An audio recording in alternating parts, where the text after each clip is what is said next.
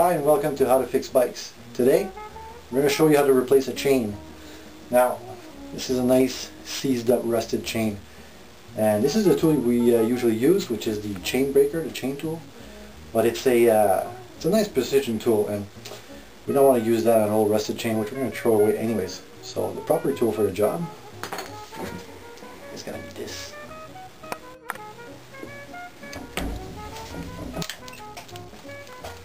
Okay, now that we've removed the old chain, I'm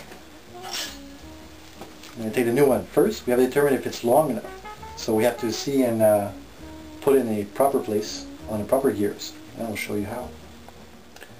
So we're going to have to place the chain on the gear closest to the frame here, and then in the back we have to install it on the gear closest to the frame right here, so that there's no tension in the chain. So assure yourself that you have no tension in your derailleurs, that they are in this position before you even think about installing the chain. Okay, so now let's install the chain.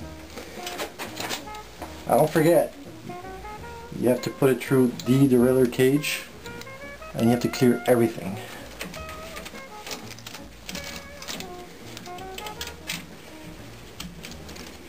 And we're good. Okay, now we're going to clear the front derailleur cage and install it on the front gear of the chain ring. You piece of crap! Okay, whenever you install a new chain, it's always going to be a bit longer than what it's supposed to be on the bike. So, what you do is, you grab the chain and you go meet up where it's supposed to.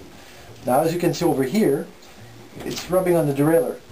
You need to have enough tension so that you got about this, where the chain clears the second wheel pulley of the derailleur. So we're going to have to cut a part of that chain. Okay, now we determine where we're going to cut the chain. We have a male piece here, and we're going to cut right here where the female piece is. Well, cut it. Actually, we're going to use the chain tool and remove this little section which we don't need.